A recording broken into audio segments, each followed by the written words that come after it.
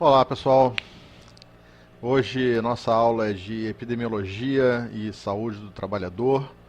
É uma aula bastante complexa, que gera bastante discussão e ela é derivada dessa transição epidemiológica aí que a gente viu em outras aulas.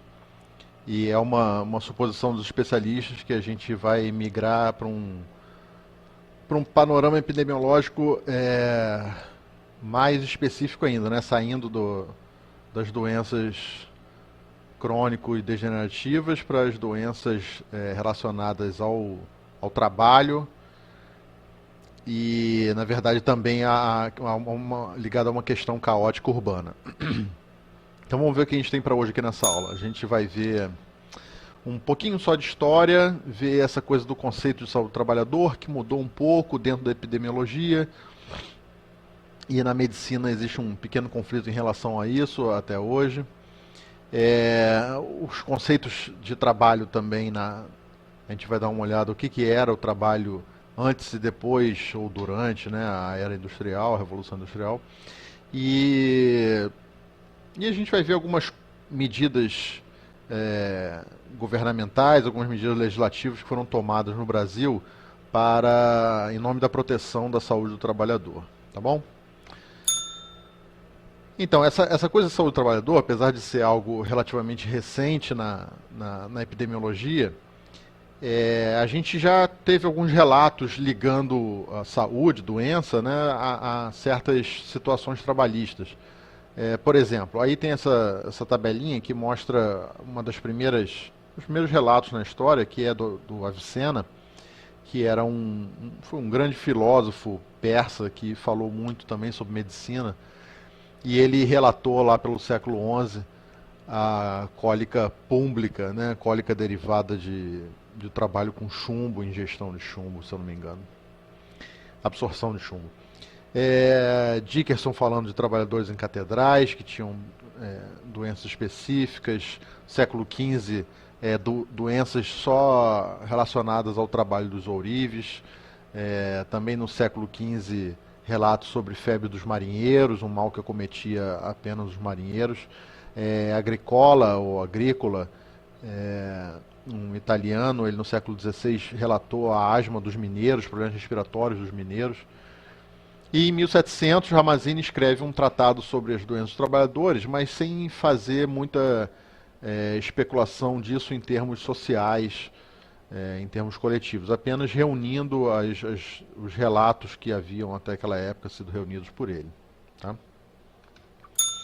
Essa coisa do trabalho na história é bem peculiar, porque para começo de conversa você conceituar trabalho é muito interessante. E lá vem a gente de novo, né, aqui na saúde coletiva, querendo conceituar as coisas. Conceituar as coisas dentro da epidemiologia da saúde coletiva é muito importante, mas também é muito difícil, né, para você poder ficar à vontade para elaborar um trabalho. Por exemplo, essa definição de Bueno é uma definição muito recente, de 20 anos atrás, e ele diz que o trabalho é o esforço, fadiga, ou tarefa ou aplicação de atividade física ou intelectual. Quer dizer, o trabalho é um esforço, é uma fadiga, é algo que te demanda muito esforço. E a gente não pode esquecer que, mais sério do que isso, na época da escravidão, o trabalho era também um castigo, uma forma de castigo. Então, escravo rebelde não só apanhava, mas também trabalhava mais. Né? Então, você dava o trabalho como uma forma de castigo. Eu costumo comentar que tem algumas pessoas que fazem isso com seus filhos e é uma péssima coisa, né? Porque você bota o filho de castigo e manda ele estudar. Então, quando você transforma o estudo em castigo, imagina o que ele vai pensar sobre o estudo no futuro, né? Qual vai ser a empatia que ele vai ter com o estudo. Mas tudo bem, vamos voltar para o trabalho. Bom, a palavra trabalho por si só, ela deriva de um termo latim, do latim, que é o tripalium. Tripalium é um instrumento. Na verdade, o tripalium tinha duas funções. O tripalium original ele era usado para moer alguns grãos, mas o tripalium que mais permaneceu com esse nome é um instrumento de tortura para escravos. Né? Então, essa figurinha está mostrando aí o tripalium, é feito com 3 estacas, uma para fincar no chão e o outro X, onde é amarrado o escravo para açoite e para tortura dos membros. Então, olha só de onde vem o trabalho, né? De coisas horríveis. Durante a Revolução Industrial e quando a gente começou, a sociedade começou a se industrializar, um nome surgiu nisso daí, que foi de Karl Marx. Karl Marx foi um filósofo que escreveu muito sobre as relações entre o trabalho, entre o trabalhador e o seu empregador, e Marx, na verdade, ele teve uma importância muito grande na história porque ele foi o fundador, né, o inventor de uma nova ciência, que é a ciência política. É por isso que ele ainda é muito lido até hoje. O Marx, por exemplo, ele colocava que o trabalho é o processo entre o homem e a natureza. É uma relação, né, entre o homem e a natureza, onde o homem modifica a natureza para torná-la útil para si. Isso já era assim antes da Revolução Industrial, e na Revolução Industrial isso não é que se agrava, né, mas isso se intensifica mais. Na era industrial, a gente teve uma mudança significativa nas relações trabalhistas. Porque com a era industrial surgiu uma coisa que é a grande produtividade, né, a produção em massa de um mesmo produto. E para você ter grande produtividade, você precisa de muita ordenação no trabalho, né, tudo funcionando muito direitinho, e um trabalho incessante do homem, né, do trabalhador. Além disso, ao longo da Revolução Industrial, foi se percebendo, ao longo do desenvolvimento da indústria, né, foi se percebendo que para você ter mais produtividade, você precisava pegar o trabalhador e especializar ele num ofício. Né? Então o trabalhador só fazia aquilo o dia todo, uma pequena tarefa, né? Uma tarefa simples, mas ele não sabia fazer outras tarefas dentro daquela linha de montagem. Aí, por causa disso, começa a haver uma coisa muito peculiar na relação entre o trabalhador e o produto que ele está produzindo. Antes da era industrial, o que os trabalhadores produziam era algo que a sociedade dele, a vizinhança dele consumia. E ele também consumia. Né? Então, se ele produzia mesas, né, ele consumia mesas. E ele fazia a mesa inteira, desde os pés até o tampo. Então, ele se identificava com aquilo, porque ele se dedicava à produção de todo o produto. E eventualmente ele vendia ou não aquilo, ou aproveitava para ele, ou trocava por algum outro objeto de interesse. Na era industrial é diferente. Na era industrial, o seu trabalho é um produto. Né? Você vende o seu trabalho, que é um produto que é usado para produzir produtos. Então ela é uma mercadoria cuja finalidade é produzir mercadorias. Mas não é só isso. A outra grande consequência dessa mudança no regime de trabalho foi um fenômeno conhecido como trabalho estranhado. O que é o trabalho estranhado? O trabalho estranhado tem a ver com o fato dos trabalhadores produzirem objetos, né, fabricarem produtos com o qual eles não se identificam. Então você imagina, vamos falar dos tempos modernos, você imagina um trabalhador de uma fábrica de carros de luxo. Então ele é um soldador lá, ele solda uma parte lá do chassi e tal. Esse cara, primeiro que ele só solda aquela parte do chassi. Ele não tem noção do que é a construção total daquele carro. Segundo, que o produto final daquilo não faz parte nem um pouco da realidade dele, do mundo dele. Então, o que é esse trabalho estranhado? É um sentimento do trabalhador em que ele não se identifica com aquilo que ele está produzindo. E isso vai fazendo com que o trabalhador tenha um desgosto por aquele trabalho e trabalhando de forma pior ou exigindo melhores condições. Então, o trabalhador começou a apresentar uma certa resistência àquele trabalho, porque aquilo para ele era muito estranho, né? E houve uma resposta da indústria imediatamente, que foi o disciplinamento da força de trabalho, né? Disciplinar os seus trabalhadores. Isso resultou em várias coisas, né? A perda da criatividade, da alegria, do prazer de trabalhar, que eventualmente existia anteriormente. Essa estratégia da indústria contra a resistência do trabalhador envolveu vários itens, como por exemplo, o controle do tempo, a divisão do processo de trabalho, o disciplinamento da força de trabalho, né? Quando você controla o tempo, você tem um trabalhador mais controlado. Quando você bota o trabalhador para trabalhar no ritmo da máquina, que é algo que não existia antes, você está disciplinando ele também num trabalho mais forçado, né? E, obviamente, não tem como ter outra consequência senão uma questão de saúde do trabalhador, porque a exigência física e intelectual do trabalhador nesse momento passa a ser muito grande.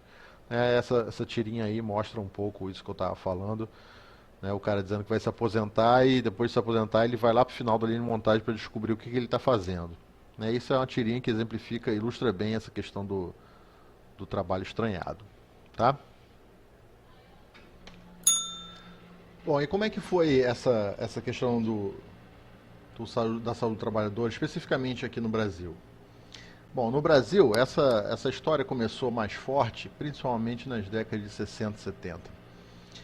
O que estava acontecendo aqui nessa época? Bom, obviamente vocês sabem, foram os anos principais da ditadura militar. Foi também uma época de grande crescimento econômico, a chegada de muitas multinacionais, abertura de muita estrada em todo o país, né? Também foi uma época de muitos conflitos no campo, muita emigração da população do campo para as cidades grandes. E, claro, né, por causa desse crescimento econômico. E com isso teve um boom muito grande também na urbanização e um crescimento meio desorganizado dessas áreas urbanas que tinha que abrigar esse monte de trabalhador e essas indústrias e fornecer condições de vida para todo mundo.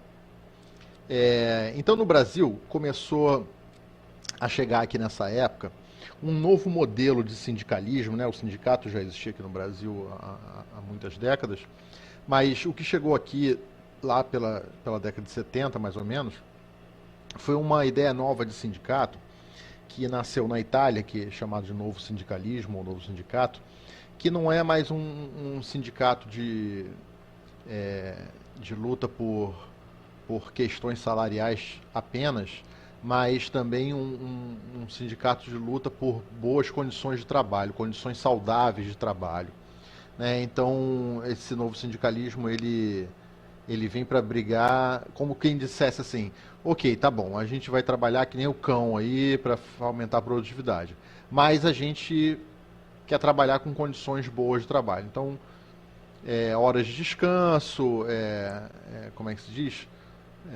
Apoio médico, né? Então a gente quer transporte, algo que dê uma tranquilidade para a gente trabalhar tanto dessa maneira. Essas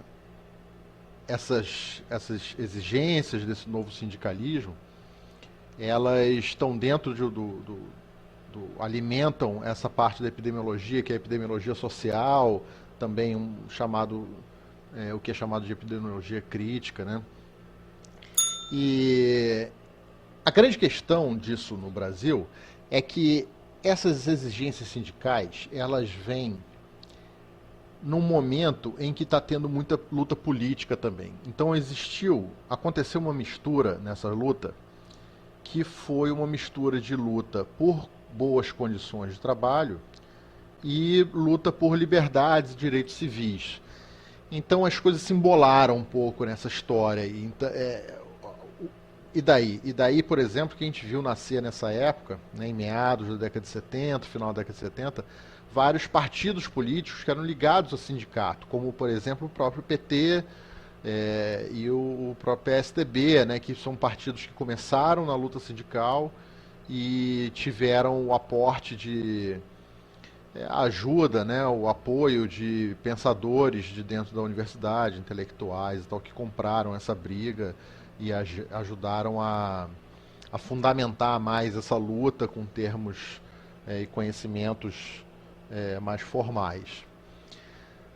Tudo bem. Isso foi um pouco. Tem uma questão chata nisso daí, que foi o fato de você ter gerado polarizações políticas no Brasil. A polarização política começou principalmente aí, na minha opinião, porque você tem partidos políticos que nascem de grupos de exigência, de luta política e tal, ou seja, de inimigos de quem está no poder, né?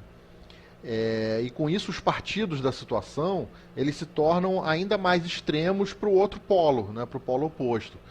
Então é realmente uma luta de classes, uma questão de trabalhador-empregador, e depois isso foi se misturando e chegando a alguns extremos absurdos que a gente vê hoje em dia. Mas tudo bem, isso foi só um parênteses aí nessa história. Vamos ver o que teve de resultado disso daí. Bom, com o envolvimento das universidades, com as secretarias de saúde, Previdência Social, TRT, quer dizer, com essas entidades públicas que começaram a comprar essa ideia de luta do sindicato em relação a condições de trabalho e saúde do trabalhador, a gente conseguiu estabelecer algumas coisas com o governo, né? Então, por exemplo, esse slide aí está mostrando essa portaria 3.214 de 1978, que é a consolidação das leis do trabalho relativas à segurança e medicina do trabalho, né? Isso foi muito sedimentado e discutido na 8ª Conferência Nacional de Saúde, que foi já na década de 80. E essa discussão de saúde do trabalhador, ela evoluiu ao longo das décadas, desde o início dessa discussão. E os próprios termos foram mudando ao longo do tempo, né? Quer dizer, essa planilha aí, essa tabela mostra os termos que foram e são utilizados para falar dessa questão de saúde e trabalho. E, na verdade, esses termos todos ainda são usados hoje em dia, mas alguns estão deixando de ser o ideal, segundo os especialistas, né? Quer dizer, o termo medicina do trabalho, ele está mais focado no indivíduo, né, o trabalhador que fica doente ou que sofre um agravo.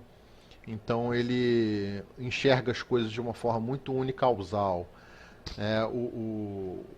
A saúde ocupacional, que seria também como se fosse uma sub-área da medicina, né, assim como a medicina do trabalho, a saúde ocupacional, na verdade, ela tem um conceito mais sanitarista, né? Porque ao invés de ela enxergar um indivíduo, ela enxerga grupos de risco. Por isso o nome saúde ocupacional. Então, é como se fosse um trabalho sanitarista, de visitar os locais de trabalho e procurar remediar os problemas para minimizar o risco para tais grupos de risco, né? Então aqui já tem um olhar mais multicausal na saúde ocupacional. O que a gente tem agora é uma visão muito mais integrada, que não olha só ambiente de trabalho, que não olha só a condição do trabalhador, mas olha também questões de classes sociais, de grandes grupos de trabalhadores organizados, envolve uma equipe de profissional bastante diversificada.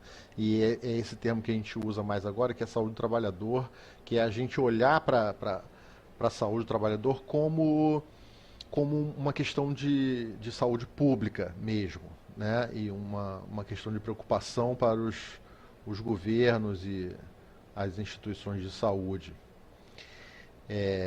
Porque a gente sabe que várias outras coisas estão envolvidas nisso, como, por exemplo, a questão do acidente de trabalho de percurso, né, no trajeto para o trabalho ou do trabalho para a residência. Bom, mas a gente vai chegar nisso daí. Com a evolução disso, a gente foi identificando alguns indicadores de risco para o trabalhador, né, que são fatores de várias classes, como fatores técnicos, fatores psíquicos, fatores que estão relacionados com a organização do trabalho, com a produtividade, com a desigualdade social. Então a gente está vendo, hoje em dia, que a saúde do trabalhador não diz respeito apenas da ação laborial que ele executa, mas também com a sociedade em que ele vive. né? Que grupo social e socioeconômico ele está inserido. Como outra consequência interessante disso, a gente tem essa portaria 1339 de 1999 do Ministério da Saúde, que é uma portaria que lista todos os agentes e fatores de risco para as doenças e agravos associados ao trabalho. São 27 agentes de risco e eles estão organizados por natureza, né? Então, são agentes de natureza química, agentes de natureza física, agentes de natureza biológica e agentes de natureza... como é que é o termo mesmo? Postural, não é postural, Peraí, vou ali colar e já volto. Ergonômica, pronto. Agente de natureza ergonômica. Então agora você começa a ter categorias no CID-10 de doenças associadas com a saúde do trabalhador. Você já tem essa categoria dentro do CID-10. Então agora o médico, né, quando vai dar o diagnóstico, ele já tem uma categoria para alocar aquilo, se aquilo está relacionado diretamente com a atuação dele, a sua atuação laboral. E essa coisa do acidente de trabalho, ou a doença do trabalho, foi conceituada de forma melhor, né? Então foi definido exatamente o que é o acidente do trabalho. Isso está bem definido na Lei de Previdência Social, a Lei 8.213, lá no seu artigo 19. Vamos esmiuçar um pouco esse artigo 19? Olha só. Acidente de trabalho é o que ocorre pelo exercício do trabalho a serviço da empresa ou de empregador doméstico ou pelo exercício do trabalho dos segurados, provocando lesão corporal ou perturbação funcional que cause morte ou perda ou redução permanente ou temporária da capacidade para o trabalho. Né? Quer dizer, cheio de vírgula, cheio de ou, cheio de e, é porque ele precisa adicionar tudo e ser uma lei que abarque todas as possibilidades. Então, estão incluídos aí no artigo 19 os acidentes de trajeto, as doenças profissionais e as doenças do trabalho. A diferença entre doença profissional e doença do trabalho é o que é inerente à função e o que é colateral à sua função. Esses que são colaterais à função ainda são discutidos e costuma dar muito processo trabalhista, porque tem uma tendência de alguns juízes a aceitarem aquilo como acidente de trabalho e ter que ser pago, outros que não aceitam. O colateral ainda é uma questão de discussão. Só que a questão de saúde do trabalho do trabalhador é tão complicada e tão complexa que a gente precisa enxergar essa questão em níveis múltiplos. Eu vou dar um exemplo que eu costumo dar em sala de aula, que é o seguinte. Imagina que eu tenho um problema de hipertensão e eu tenho que reduzir o consumo de sódio, tá? Muito bem, uma maneira de eu reduzir o consumo de sódio, que eu posso ter decidido para a minha vida, é passar a fazer o meu molho de tomate em casa. Compro tomates frescos, alho, cebola, azeite e faço meu molho de tomate com a dosagem que eu quiser de sódio, tá? Ao invés de comprar o molho de tomate pronto, que tem muito sódio. Se vocês forem no mercado aí um dia desse, dá uma olhadinha na quantidade de sódio que tem no molho de tomate. Beleza, então, mas só que para eu fazer o meu molho de tomate, eu preciso chegar em casa cedo.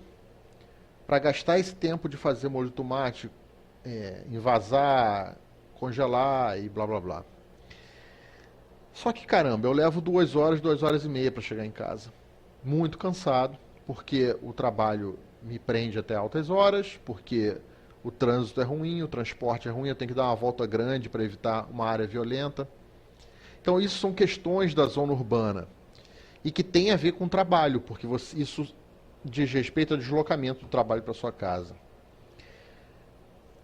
Então, hoje em dia, o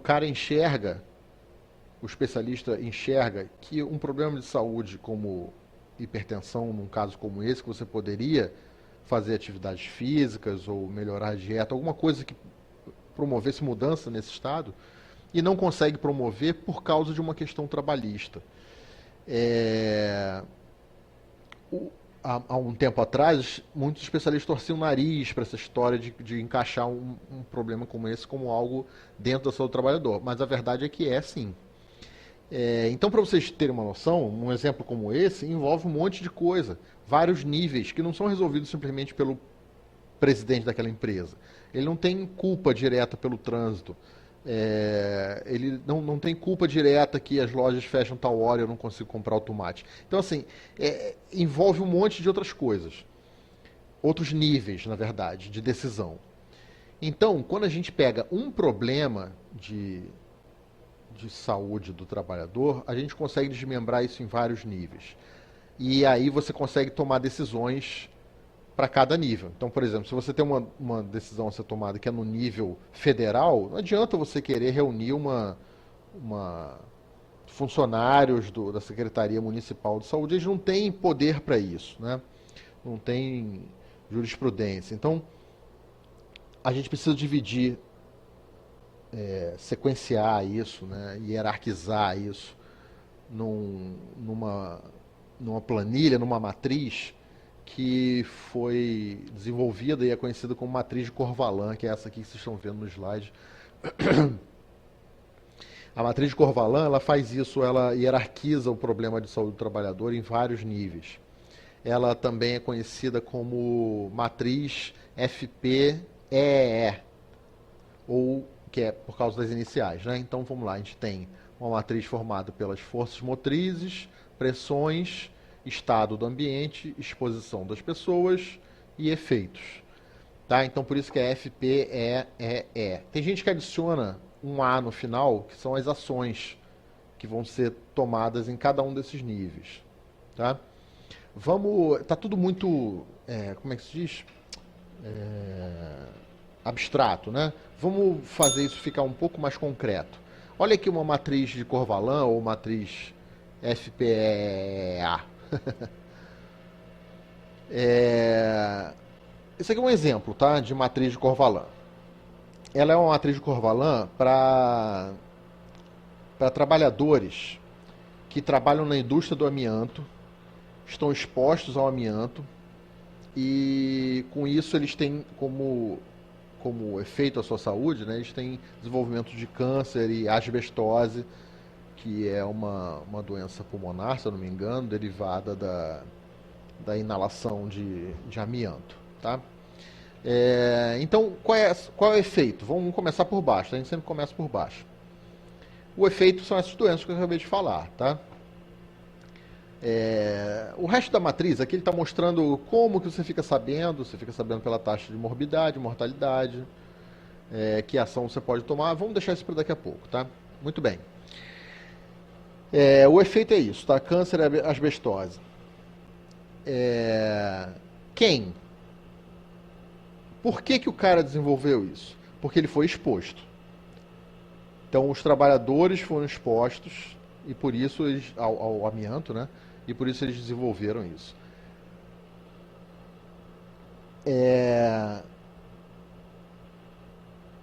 Por que eles foram expostos? Porque o ambiente onde eles trabalham tem amianto espalhado, sem contenção, sem algum tipo de proteção física ali. Por que tem amianto de forma não segura no ambiente de trabalho deles?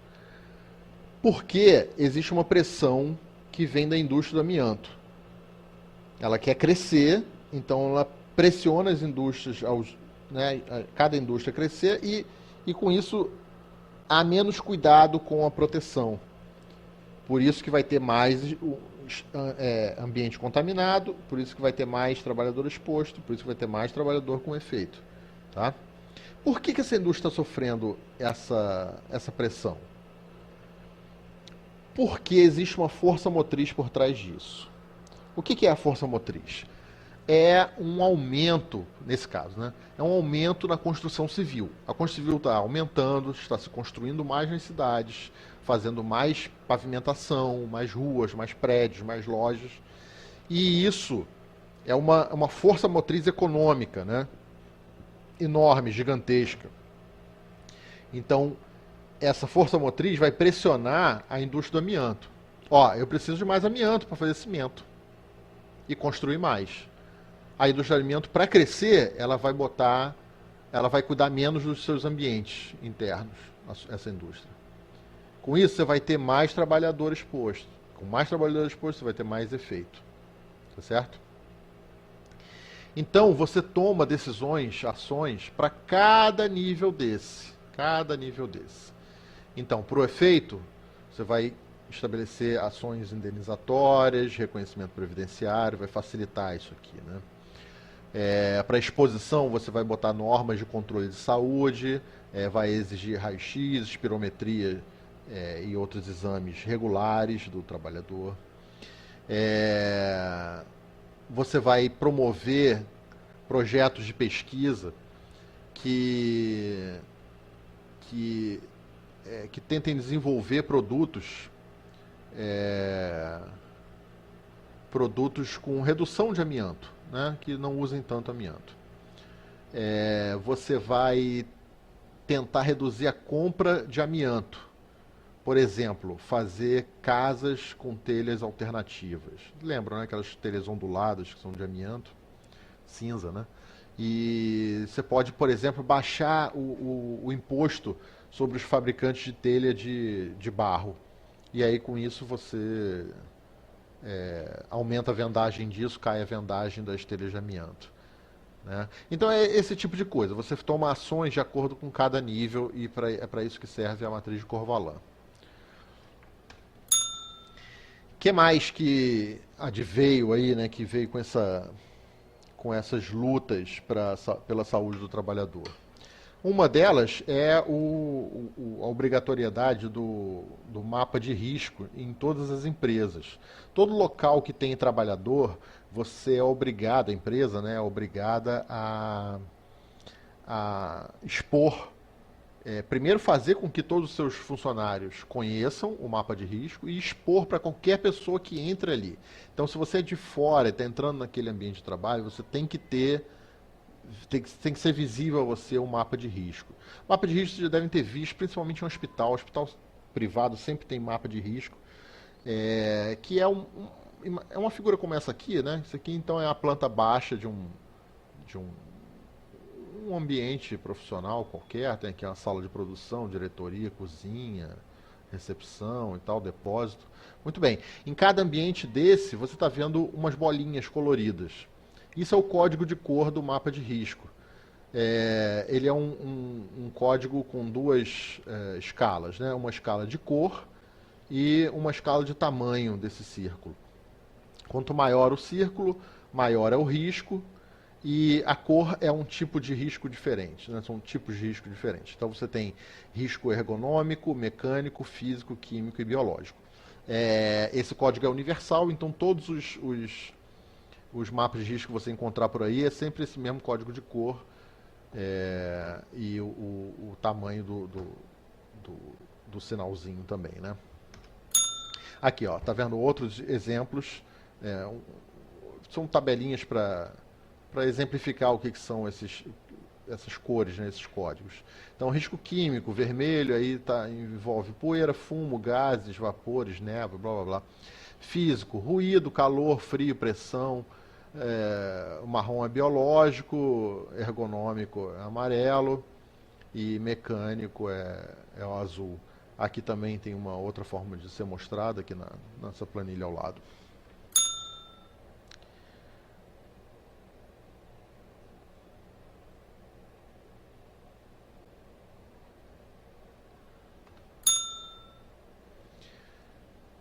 Assim como a gente viu anteriormente em vigilância epidemiológica, existe um sistema que trata dos acidentes de trabalho, quer dizer, né, que trata, né, um sistema que recebe informações, acumula informações e eventualmente analisa essas informações de acidente de trabalho.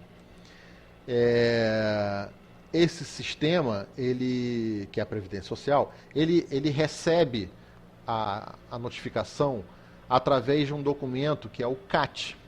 O CAT é a comunicação de acidente de trabalho. O CAT ele tem que ser feito em até 24 horas após a ocorrência do acidente de trabalho. E ele tem que conter o CID-10 da doença e a circunstância da ocorrência, local da ocorrência e algumas outras questões. Aqui tem um pedacinho do CAT oficial da Previdência Social. Muito bem, vamos lá, segue adiante. Mas o que acontece de verdade? Vocês já ouviram falar do que realmente acontece em relação à notificação, comunicação de acidente de trabalho? Bom, existe num Brasil como o nosso, não deixa de ser, né? Num país como o nosso, em que as pessoas têm muito medo de serem demitidas porque precisam do ganha-pão, tem uma questão financeira socioeconômica complicada, né, para a maior parte da população. Então o que acontece é uma pressão do empregador. O empregador bota uma pressão para você não fazer notificação, não exigir notificação. Porque ele não quer que você fique sem trabalhar. Motivo número 1. Segundo, ele não quer gerar notificação oficial à Previdência Social por causa da empresa dele, porque isso faz ele perder descontos. Então, o que é isso que eu estou falando? O que mais acontece? Acontece, assim, uma subnotificação de casos leves e moderados. Então, essa tirinha aqui, essa figurinha, essa piadinha aqui embaixo, à esquerda, né, tá todo mundo na empresa doente ali, a tia espirrando, tossindo e tal. E aí o chefe está falando com algum funcionário dele. Você não vem trabalhar porque ficou doente? Essa desculpa é velha. E está todo mundo doente lá. Isso é uma das coisas mais sérias que tem, porque você vai doente para um ambiente fechado, cheio de pessoas, a contaminação é certa, né? Mas o que acontece? Se o empregador faz muitas CATs por mês, por ano, ele pode, por exemplo, perder certificados de qualidade, né, os certificados ISO. Outra coisa que protege o trabalhador: se o trabalhador sofre um acidente ou tem uma doença do trabalho, doença profissional, que gera uma licença de mais de 30 dias, esse trabalhador ganha imediatamente estabilidade de 12 meses naquela empresa. E nenhum chefe, nenhum líder empresarial quer passar por isso, né? Fidelidade com o trabalhador. Ele quer poder demitir o trabalhador se ele quiser ou se ele precisar. Bom, o que mais? Se o afastamento é maior do que 15 dias, a conta do empregador, na verdade a conta é dividida entre a Previdência Social e o empregador. Então, com isso é para forçar a empresa a tentar evitar acidentes mais graves, né, com o seu funcionário. E, obviamente, aquilo que eu tinha falado para vocês, se o índice de emissão, né, de CAT por uma empresa é muito grande, essa empresa pode perder certos benefícios fiscais, né? Tem empresas que têm descontos fiscais, impostos, e elas podem perder esses descontos se elas tiverem muitas notificações de acidente de trabalho. Essa aqui é uma figurinha com alguns dados de acidente de trabalho no país, são dados de 2013. Total de acidente de trabalho registrado naquele ano, em 2013, né? Mais de 700 mil. Desse total, a maior parte está ali na faixa etária de 25 a 35 anos, né? 240 mil. A maior parte ocorreu na região sudeste, depois na região sul, depois na região nordeste. E envolveu principalmente a indústria extrativa, a indústria de minério, tá? Indústria extrativa e a indústria de minério, que é uma dos setores de atividade econômica que mais gera acidente de trabalho. É extremamente perigoso trabalhar na indústria extrativa. Fabricação de produtos minerais, tá aí, ainda está nisso. Transporte e construção civil. O que eu ia chamar a atenção aqui? Ah, sim. Tá vendo esse número bem menor aqui no Nordeste? Existe uma questão aqui que isso não necessariamente é porque lá é mais seguro trabalhar. Porque a gente está trabalhando com números absolutos aqui. O que acontece é o seguinte: você só registra acidente de trabalho se o trabalhador é formal, tá certo? Se ele não tem carteira assinada, como é que você vai notificar aquilo? Se o cara não é um funcionário oficial daquilo, da sua empresa. Você está entendendo? E como tem muita informalidade no norte, no nordeste, você acaba tendo bem menos registros de acidente de trabalho lá. É, Bom, isso aqui é a taxa de incidência de acidente de trabalho, acidente de doença de trabalho, de 2003 a 2013, uma série histórica curta, 10, 11 anos, por trabalhadores segurados. Né? Então, a partir de 2006, o governo começou a registrar por outros sistemas o acidente de trabalho, mesmo quando o trabalhador não era segurado pela Previdência, ou seja, ele não tinha carteira de trabalho assinada. Tá? Então, olha só esse gráfico interessante. Antigamente você tinha um número só, que era só os caras com carteira de trabalho, tá? Que a empresa fez CAT. Agora, a partir daqui, você tem dois números. Um em que você tem a continuação daquela linha anterior, que são só os trabalhadores de carteira assinada. Se você for... Isso aqui, então, seria... Ó, isso aqui tudo, ó. Opa, deixa eu voltar. Volta para o slide. Isso aqui tudo, ó, é o número de trabalhadores que teve acidente de trabalho em 2013 com carteira assinada. Se você for somar a esses também os que não têm carteira assinada, olha aqui como aumenta. Tá vendo? Então, se você só olha os que são segurados pela Previdência Social, os que têm carteira assinada, você não está vendo a realidade verdadeira do que são os números de acidente de trabalho, sacou?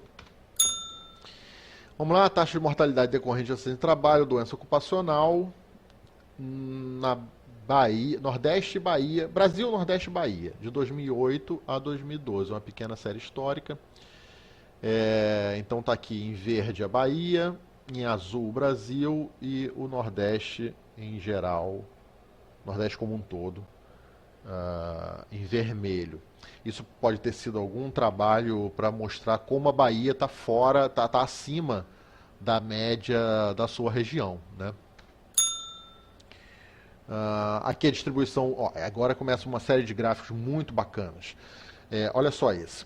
A distribuição dos trabalhadores envolvidos em acidentes de trabalho fatais, segundo o grupo ocupacional. Veja bem, é um triênio, 97-99.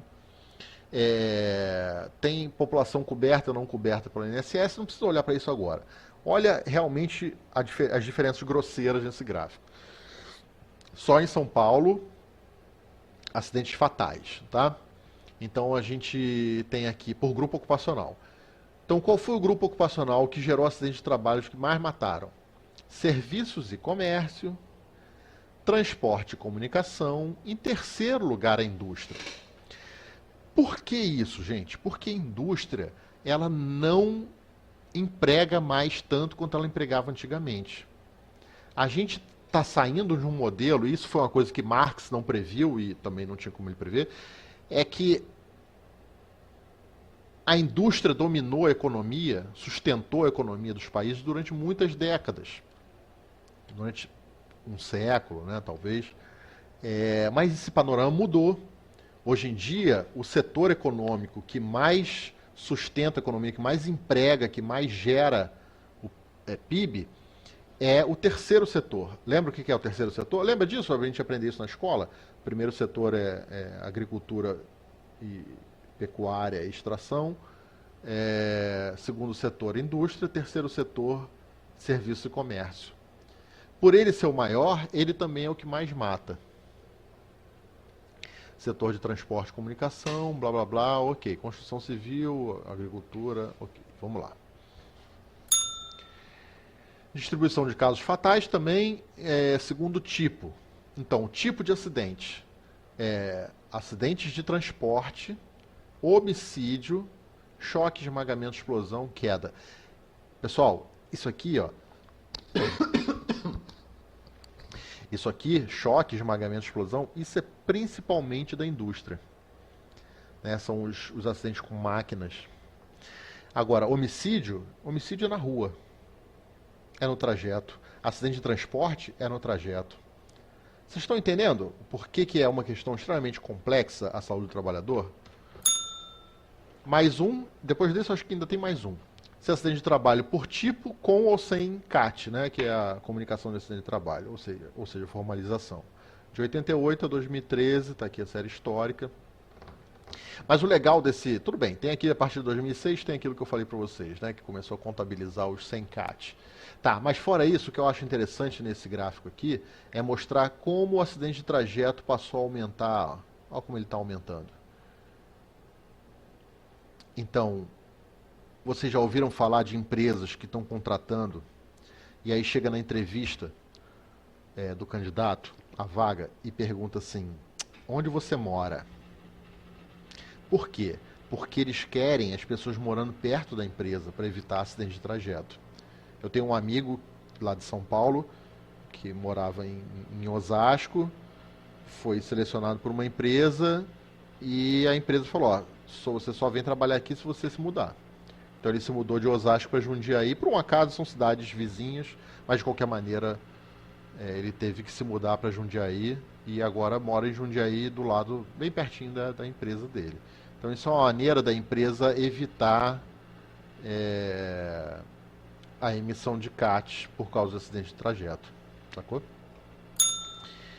E se eu não me engano agora, para fechar, é o coeficiente de mortalidade por acidente de trabalho, né? Segundo o ramo de atividade econômica. Aqui é só 2013. Então a gente tem transporte, extração mineral, ó, a maldita da extração mineral aí, ó, matando muito ainda.